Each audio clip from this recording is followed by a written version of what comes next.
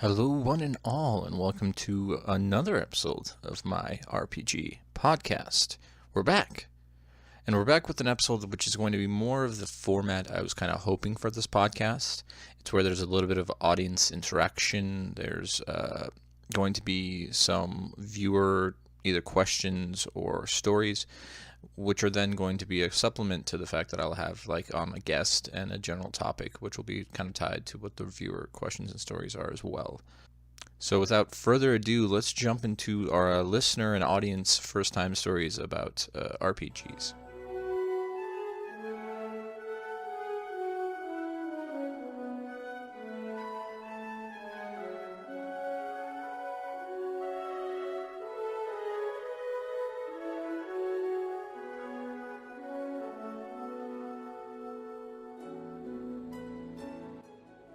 Alright, so here we are. Let's see. So I've sent this request out to the Reddit as well as the Twitterverse to see if anybody was willing to share their first-time stories. And I got a number, a real, non-imaginary number of responses. So let's start out with the only, and I think the best Reddit response out there. And that comes from a gentleman named Johnny Bullet with a 1H.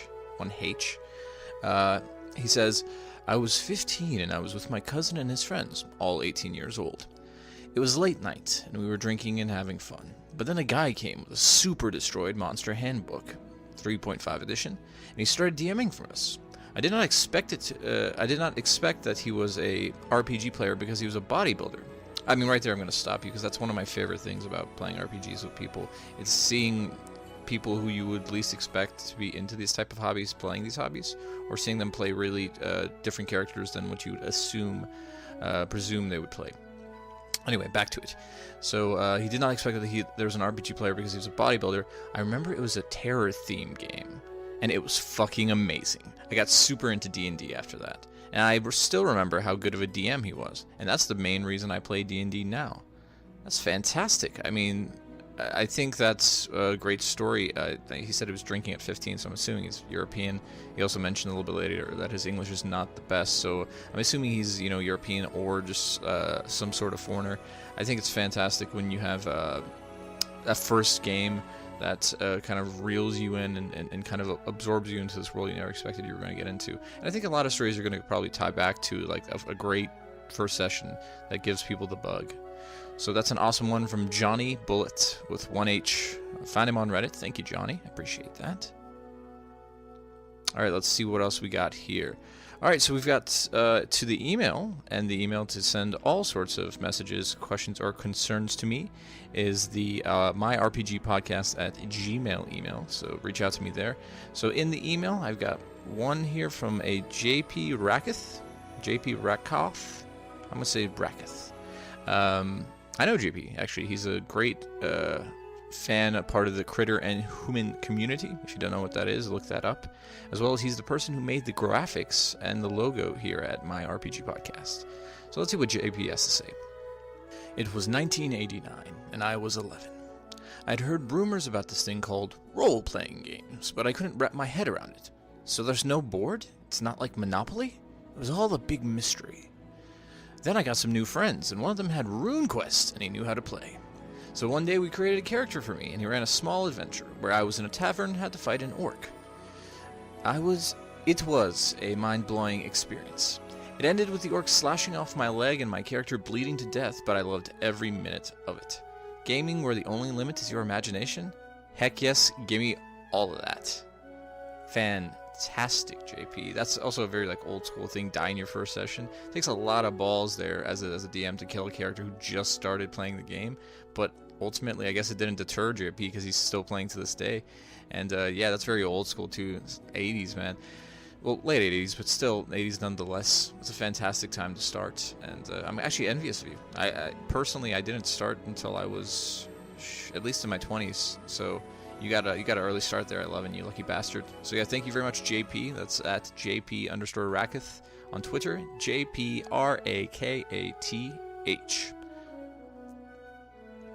Here we go. We got one more one for you all tonight, or today, or whenever you're listening to this podcast. We have one from an Alyssa. I think I know this person as well. Alyssa says, I started role-playing because of a boy. Aww. He needed a third player. I thought he was cute. And thus was born Tylin, or Taya to you, thank you. My very first ever character. She was a badass drow rogue who dual-wielded crossbows and threw knives out of boredom. She wasn't sadistic, she just didn't like sitting still. She was my first foray into chaotic neutral. Taya caused problems because she fucking could. Oh, I'm liking this character already. My first ever die roll with Taya was what sealed my fate as a player. My DM had a tradition of buying his new players their first set of dice. So he took me to his favorite shop and helped me pick up a set of purple, green, and blue swirled dice with gold numbering. I still have them. I won't let anybody touch them because my first ever D20 roll was a natural 20. So my whole party was dying, and Taya was their only hope against a fucking pack of rats because of course we almost died on our first encounter. There's a theme going on here, man. You guys are real savages when it comes to your first encounters. Alright, so I'm cuddled up in the corner, terrified because I can't remember turn order, and the guys notice me. The DM then reaches over and flicked my dice towards me with his pencil. You have to roll, Allie. Okay. I grabbed the dice, I rolled it around my hands. The ridges were polished down. It felt cool and comfortable in my hand, not like his game science dice. And the next thing I knew, holy shit, that's a natural 20! The moment was like finding myself. I knew right then and there that even though I had nerdy tendencies and I tried to hide them, that it was okay to have them, that I could be me. That is a fantastic story, Alyssa. That is brilliant. I think that's your whole thing about finding yourself, kind of opening up and realizing you're super nerdy into things like that is completely the reason kind of why DMs try to get more people into this game, because we really think people will enjoy RPGs. And also, like, you have a set of lucky die, and that's fucking awesome too. So yeah, that's the audience input for this episode. Now I'm going to kind of kick it over to Past Me with our guest, a fantastic kind of Renaissance woman, Kim, aka Mostly Biscuit. So take it away, Past On.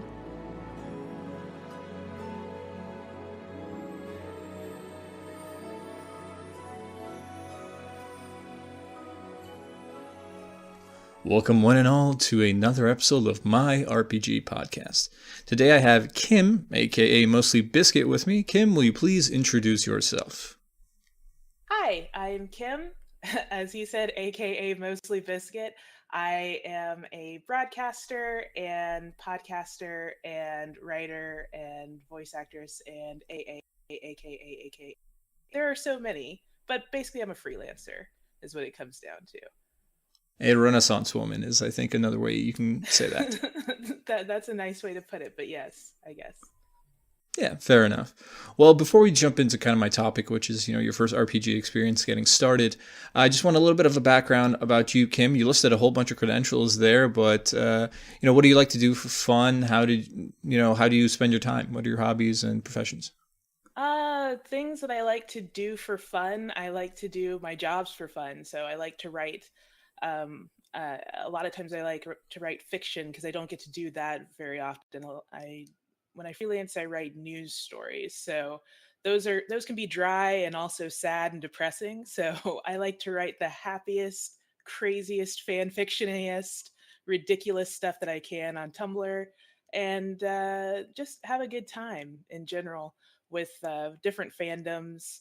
I like anime. I like video games a lot. I run a site called Esports Source, which is a site about esports for people who love esports and for people who are writers who love esports in particular. And yeah, that's basically what I do. Wow, so you got a perfect little mix there of creativity as well as, you mentioned the fiction as well as the nonfiction. I wanted to actually get a little bit deeper into, you mentioned fan fiction. Were there any like fandoms or series in particular that you really loved?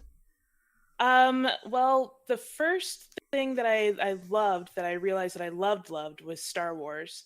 And sort of joining an online fandom, that was my first time doing that. But that was when I was like 8 years old. As I got older, I got into Star Trek.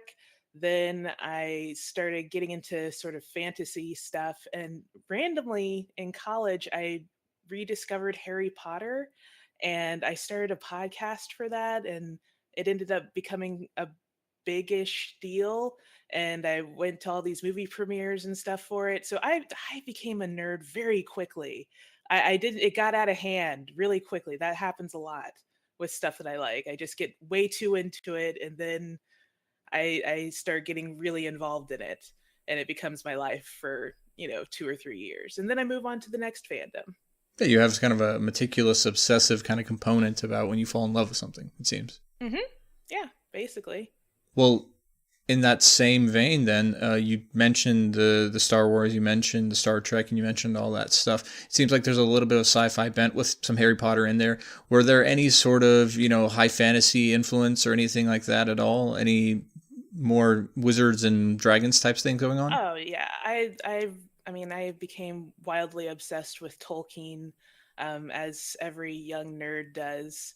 I spent a lot of time reading a lot of different books in the high fantasy section, but I didn't latch on to them like I had latched on to anything in the Tolkien series, and I became weirdly obsessed with the Silmarillion and just trying to understand how the elves work, how they deal with things. And I don't know. I think that's all very cool. So yeah, I've been into the high fantasy, but not so much that, if I were playing a game involving high fantasy, I would remember all the names of the various monsters and so on and so forth. That's still a little beyond me.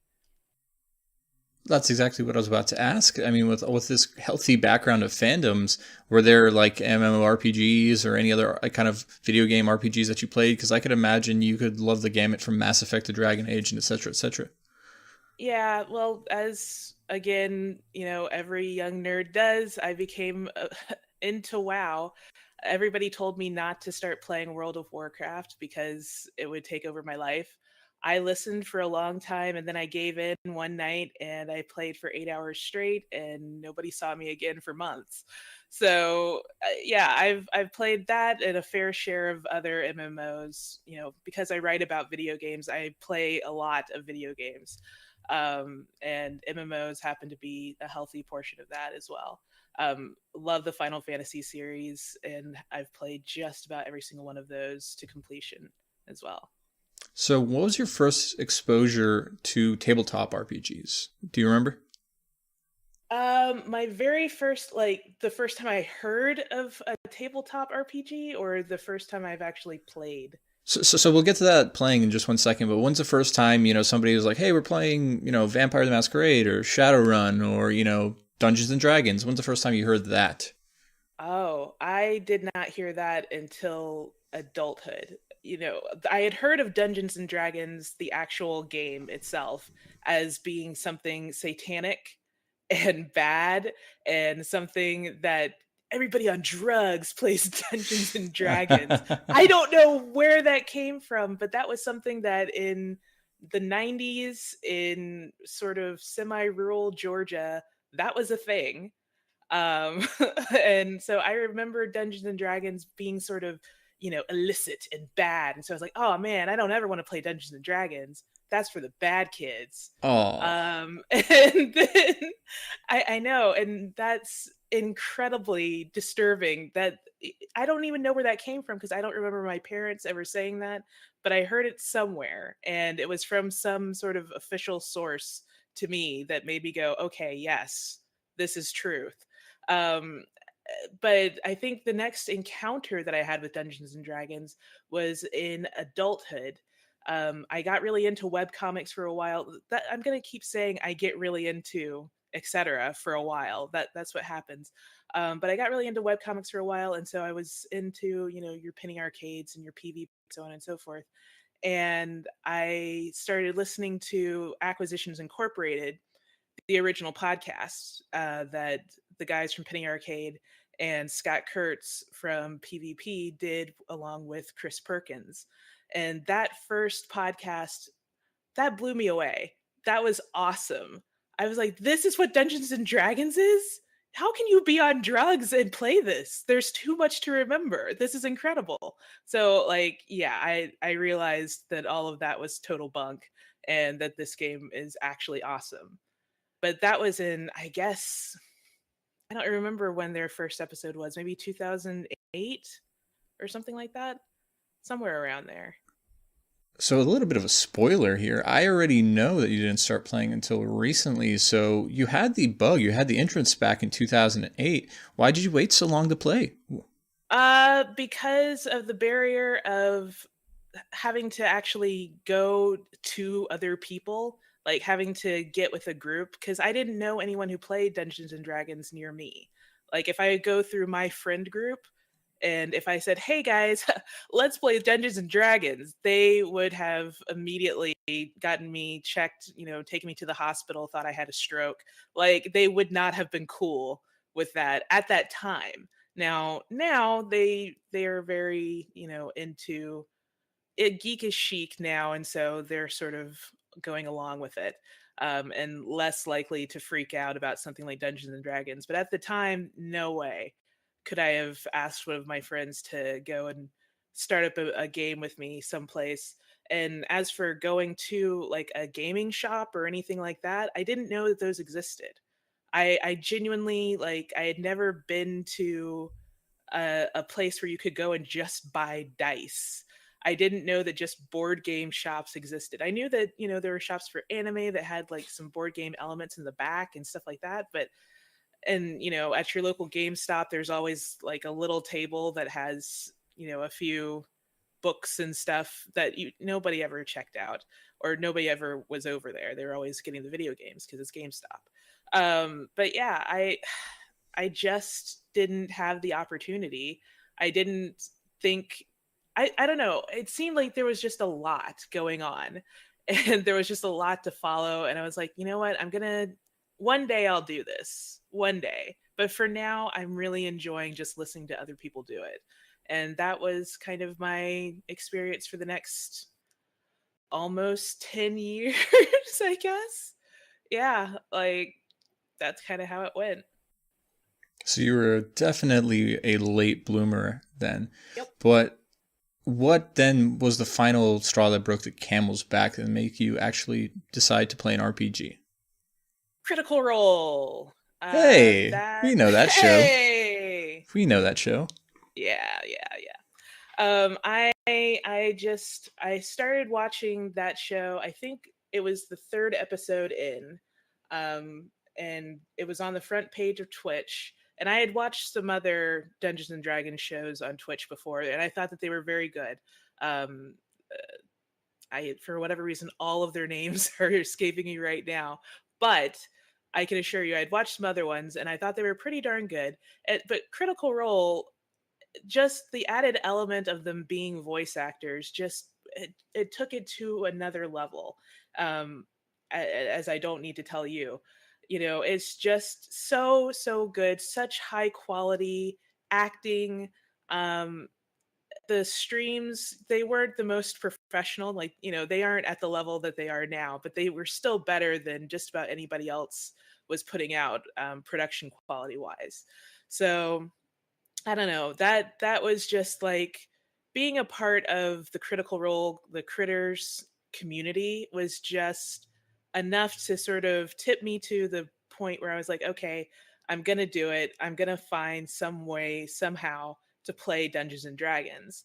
And I said that, and then for the next, I guess, year or so, I still didn't do it until I went to MomoCon and I saw the tabletop area that I'd always sort of just kind of ignored. And I was like, okay, you know what? I'm going to sign up for a game. I'm going to do it, see what happens. And I was honestly terrified because I didn't want to be that person at the table who's very stupid. But every time I played, everybody was super nice. And it was just like, it felt like coming home. It was really a nice experience. I don't know. Oh, that's fantastic. Yeah, I mean, as just a DM, I kind of always want to know, like, well, what type of character did you play? What was the adventure like? What was your party like? Well, for the very first game that we played, It wasn't exactly Dungeons and Dragons. This was a game that a man had made, and I wish I remembered the name of it, but he had created the game himself, and he was there basically selling copies of it, and which is another reason why I really, really wish I remembered the name. But the people that I was playing with, none of us knew each other. And so it was very much a sort of technical game. There wasn't a lot of RP except for me, who decided that I wanted to play my thief to the fullest extent. And I did. And I just tried not to slow the party down was my thing. I wanted to have fun, but I also didn't want it to be like, people rolling their eyes or anything. And in the end, the other guys started RPing along with me, which was great. Like they actually started really trying, and I could tell that they were kind of out of their comfort zone with it too, but they were really trying to have fun with it. And that was really cool. And that all happened within the space of, 2 or 3 hours, but it felt like it could have been 30 minutes. It was so fun.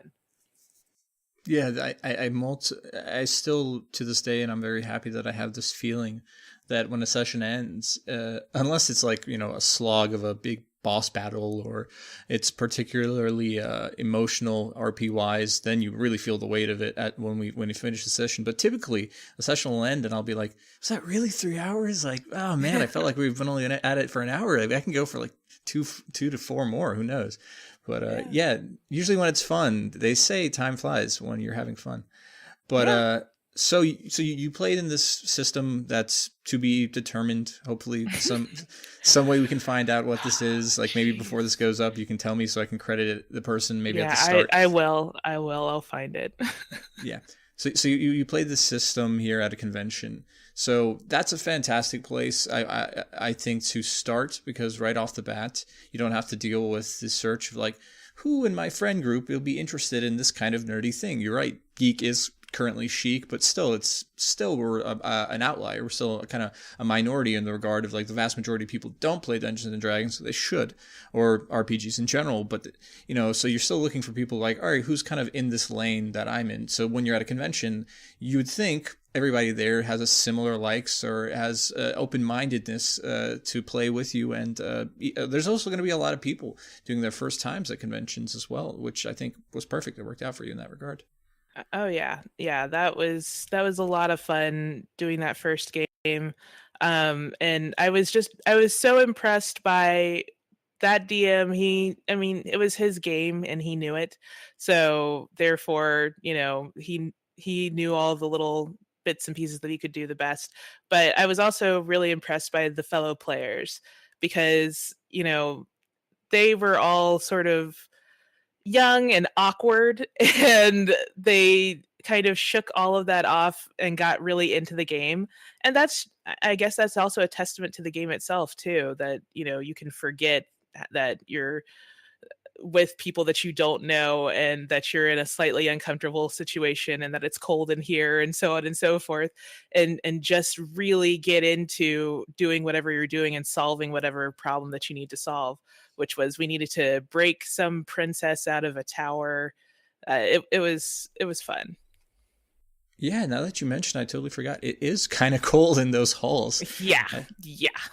I think I was only wearing like a Gilmore t-shirt and jeans. And I remember very, very distinctly, like in the middle of playing, being like, I really should have stopped trying to show off my biceps. I really should have worn a jacket.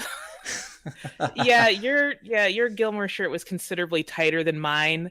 But I was wearing a MomoCon hoodie, which I am also wearing right now, which is a lot of fun. So yeah, always bundle up, kids, before you go out there.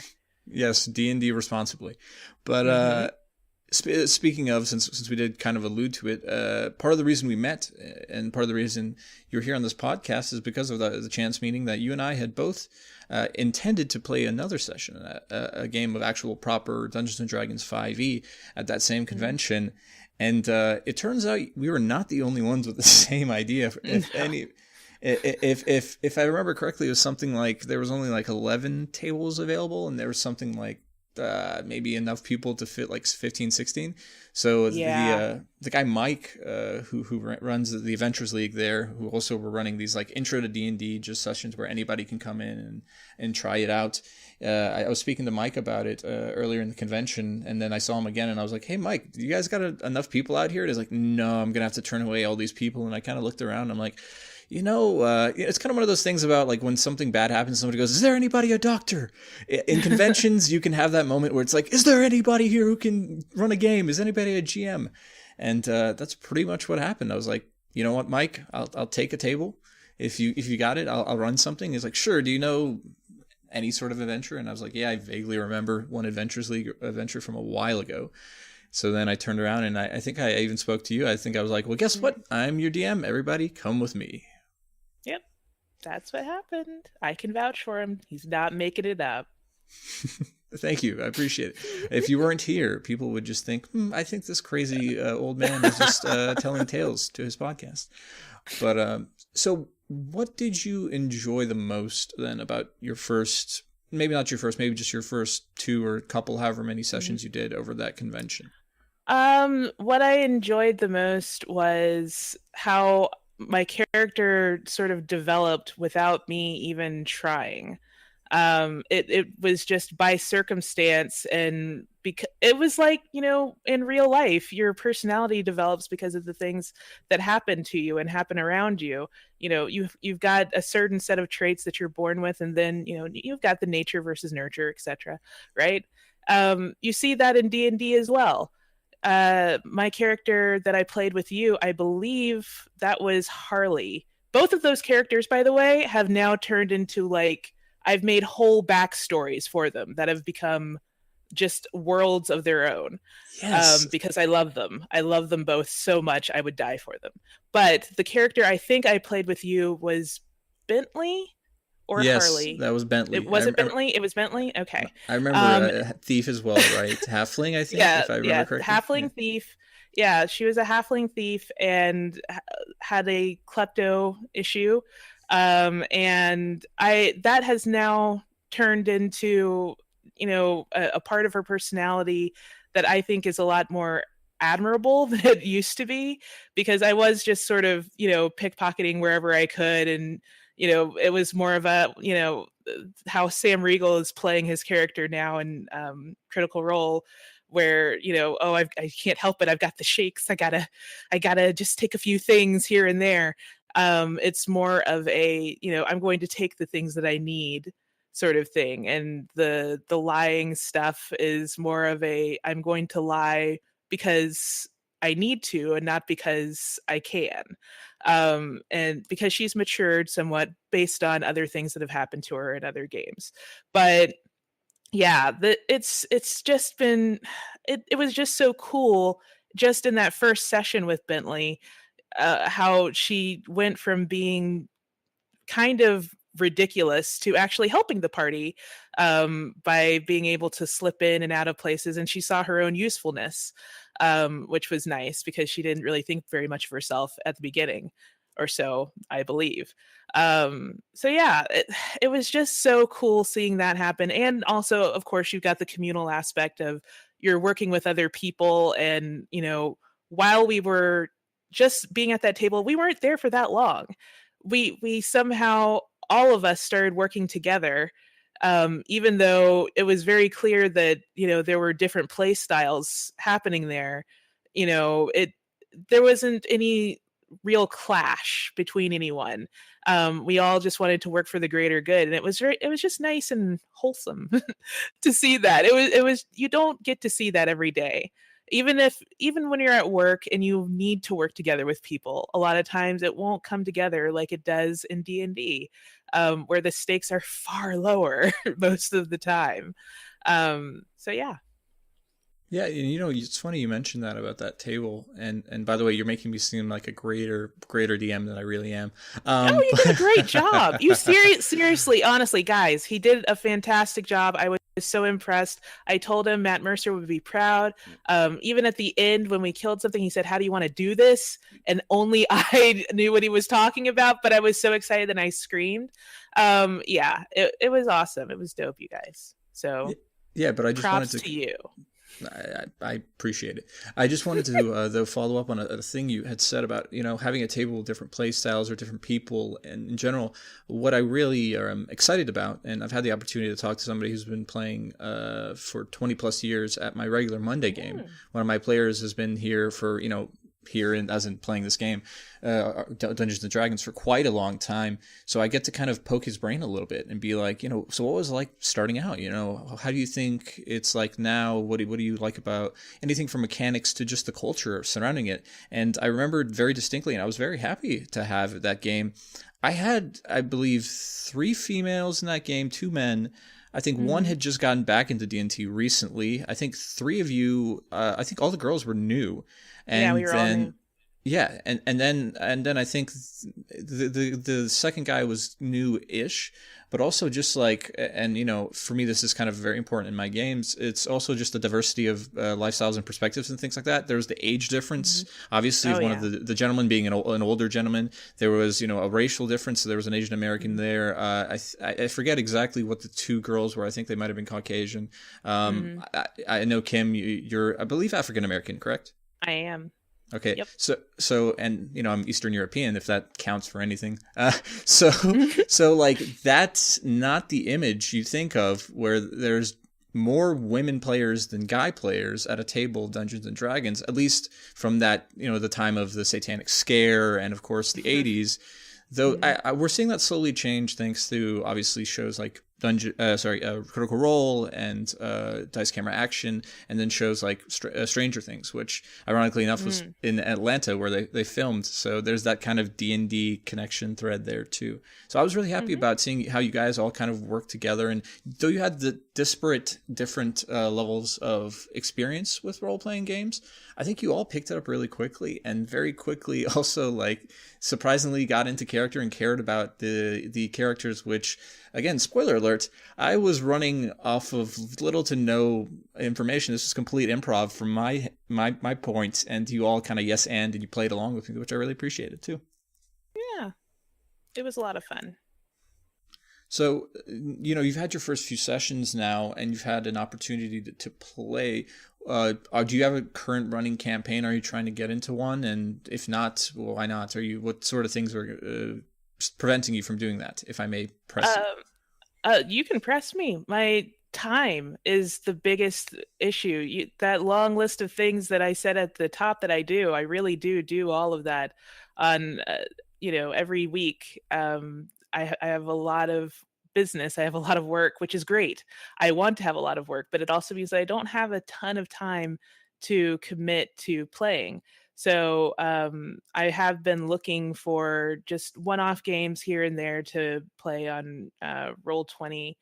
I've been looking on there for groups to play with, and you've got to make up your character sheet. You've got to do this and that to start, and you want to have the best experience possible. So that's basically been my biggest issue, is the time and the preparation that I feel like I need to do before I go into something. Now that I've got both Harley and Bentley, I've got, really good, I've got them both fleshed out really well in my head. I feel like I can play them just about any time, or one of them just about any time, but it's just a matter of actually finding time to sit down and actually find a group and then play with that group, is the biggest issue. Yeah, and I'm glad you actually mentioned prep, because, obviously the game masters are all about prep because we need to know the rules or set the scenarios up or anticipate what the parties are going to do. But for anybody who's starting out or thinking about starting out on a campaign especially, it's good to have the kind of foresight to think like, okay, well, if I'm going to do this, how much time can I really commit, what with all my other work obligations and family obligations, etc. And also who am I going to play with, and do I like that dynamic as well? You played in the convention, so you kind of already you kind of cheated by having already the subsection of the world that's kind of into this stuff already there around you. But, for anybody else starting, typically you start with like a friend or two who you trust, and then maybe you pull from your friend group. But a lot of people end up going online to, like you mentioned, Roll20 is a great online app. Fantasy Grounds are great online apps to where you can go and meet random people. Or when you're trying IRL, then you kind of have to put yourself out there and, try to meet somebody who's a complete stranger to you. So I always say this to anybody who's looking to play. One of the first things you should probably do before you ever actually begin playing is, obviously you're finding either players or GM or whatever, is also have kind of like a, just lunch or dinner date with all the people, just to talk about like, hey, this is who I am, this is what I'm into, this is my availability, work out logistics, and then also see like, do you like these people? Because it's kind of like a job interview for me. Whenever I bring a player into my game or I start a campaign, I have these lunches or dinners, and I pretty much treat it like a job interview, and I figure out like, would I want to spend 3 hours every week with this person? Would I want to give up 3 hours of my time to spend with this person? Because if they don't seem like somebody you want to spend time with, or maybe their wishes, like if they want to play like a dungeon crawling, kill things, get loot, I don't care about RP type of thing, and let's say you have a theater background, or you really want to delve into, in your case, a very established 2 characters that you have, you're going to be disappointed in that game. And I've been in games where there was that miscommunication, and I really wanted to talk about this awesome backstory of my monk, and nobody cared because they just wanted to beat the dragon. And I was like, oh, poor Wei Shin. Oh, poor Wei Shin. Yeah. So that's a fantastic thing. Go ahead. Sorry. No, I was just going to say, I'm not committed to just playing with my 2 characters, by the way. One of the reasons why it takes me a while sometimes when I'm trying to do my research is that I'm trying to make new characters. I'm trying to do new things because there's so much to do with Dungeons and Dragons. I feel like that's another sort of barrier for me. Not really a barrier. It's an exciting barrier. But there's so much that I have to learn, it feels like.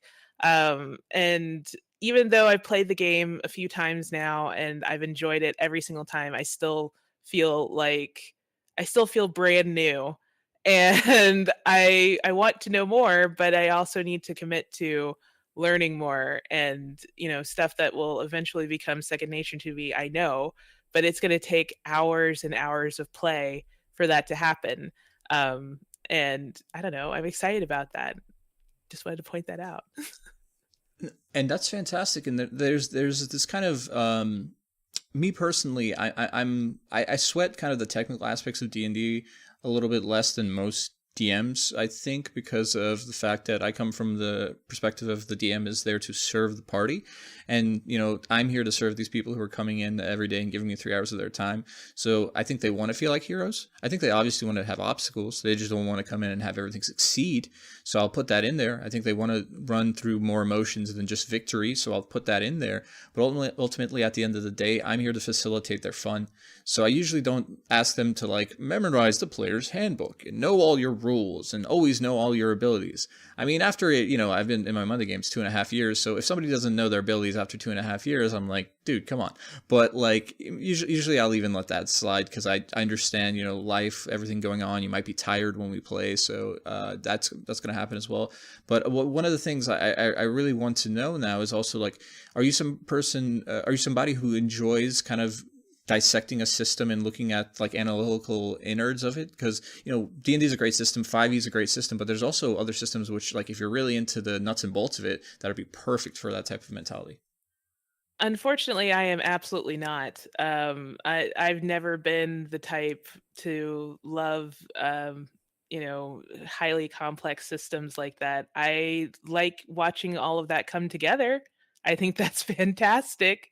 But I'm mostly here for the RP and for occasionally hitting stuff and doing stuff as a group together. I'll play it basically. I know the things that I need to know in order to play my character well. I don't think I'm ever going to be a DM or a GM. I don't think that's ever anything that I could possibly get into. And I think that I will always probably play a pretty simple character who hits stuff hard and backs off, or when I played MMOs, video games, when I played MMOs, I never played a healer because it was always so complex. There were too many buttons. I just want to get through it and enjoy the game, for me, which is RPing. Because I would do that too. I was one of those RP people in WoW. So yeah, that's kind of my role in this. Yeah, and I mean, there's no right answer. No need to apologize. What I love about this kind of renaissance now of tabletop gaming, it's for anybody who's listening. If there's a system out there that you're not enjoying, if 5e is too stripped down for you and it seems too vague, there's very specific, very meticulous systems that are more like combat heavy, like Pathfinder, or the inverse. If you want something that's a little bit more assisting to your role playing, things like that, there's a fantastic system called Open Legend, which I think the Twitch channel Hyper RPG does a bunch of Open Legend games there as well as there's fantastic shows that use Open Legend, such as a Zelda RPG called Realms of the Wild and things like that. But so like depending on what you want, and also we're talking a lot of high fantasy stuff, but if you're more into cyberpunk stuff, if you're more into sci-fi things, there's all sorts of great systems for that, and there's even systems that are just general GURPS. GURPS is a general system that can be used universally for all sorts of role playing. So you can play any sort of, you can do a Western off of it, you can do high fantasy, you can do sci-fi, you can do horror based off these systems as well. So the thing I'm trying to kind of push is, if you don't like the system, but there's obviously merit and you want to keep doing RPGs, start looking around. This is kind of a beautiful Renaissance time, and there's usually a system that you'll probably enjoy. Sounds good. Yeah. Moving on to some other things that I just wanted to ask you about is ultimately, what do you think it is about role playing that people love so much, and why there's this big resurgence? Because I know you mentioned a very creative background, and VO as well as writing and things like that. So I think it's safe to assume you're a creative person just intuitively, natively, right? Mm-hmm. Right. So what is it about that then that makes you fall in love? Is it just because it's an extension of your creativity and lets you just do that now, but also act it out? Part of that is true. There's the good old fashioned escapism that you get.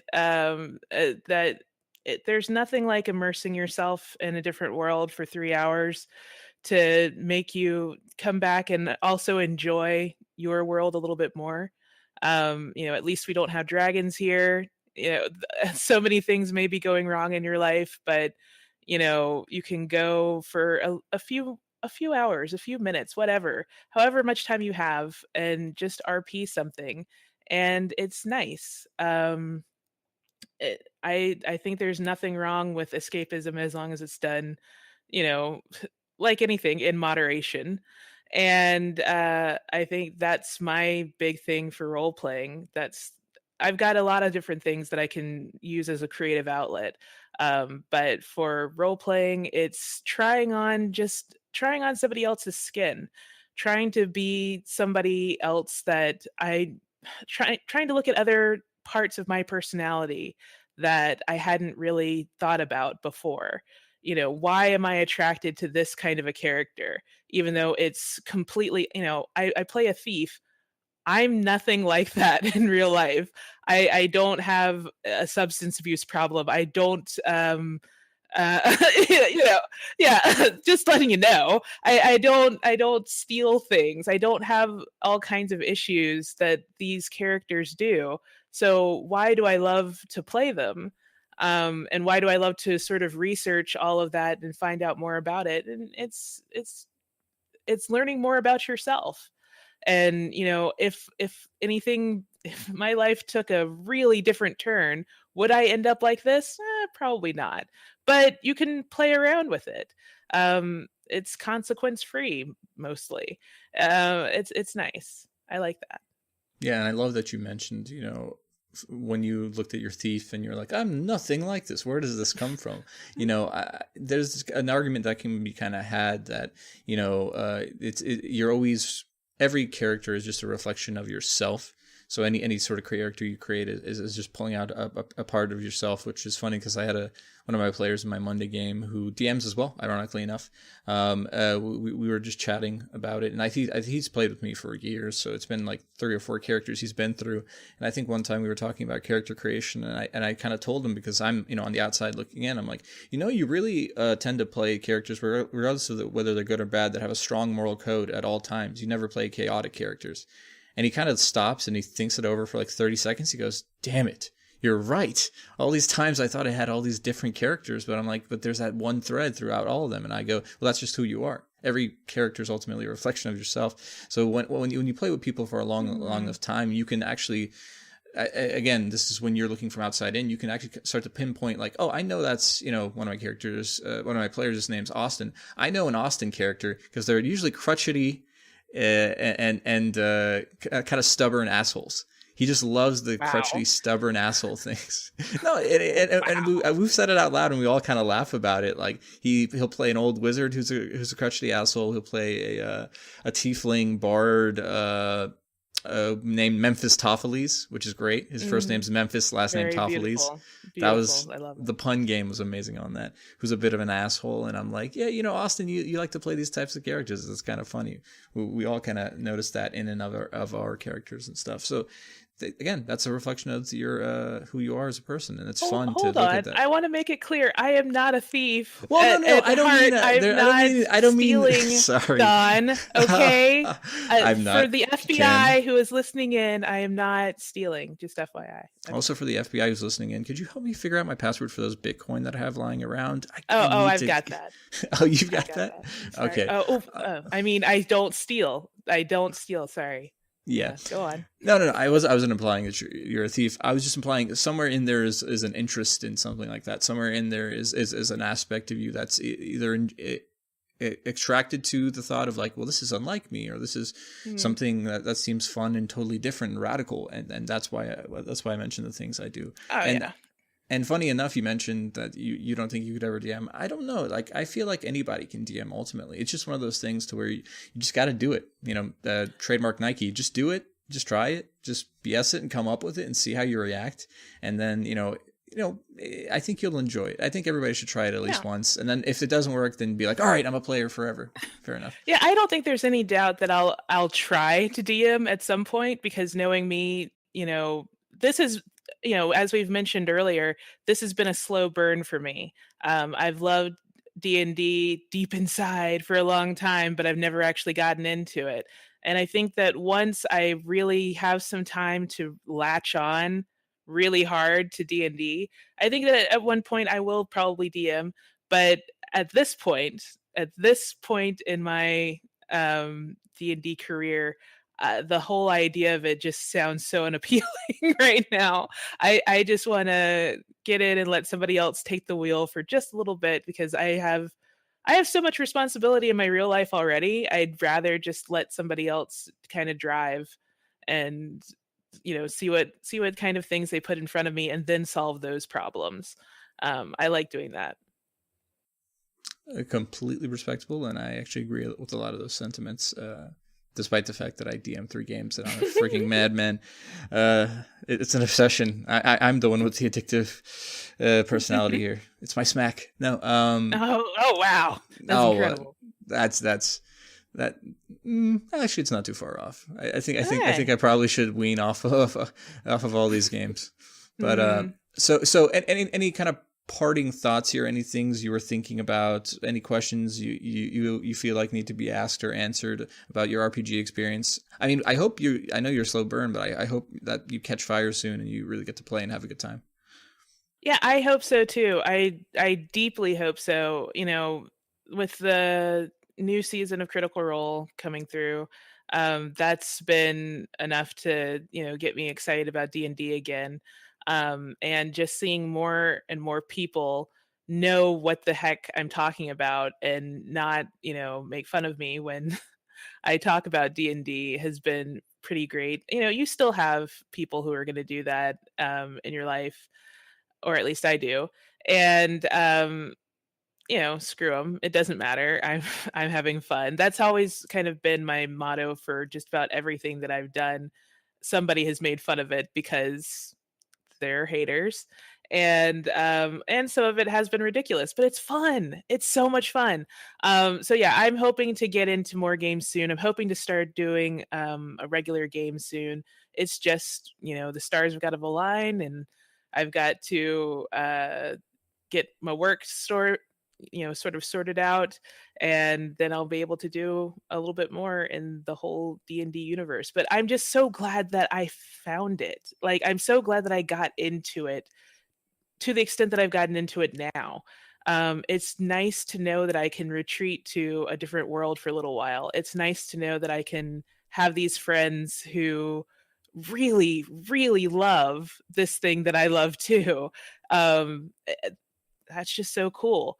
So yeah, that's all that I really have to say about it. I love D&D, and I'm glad that it's in my life now.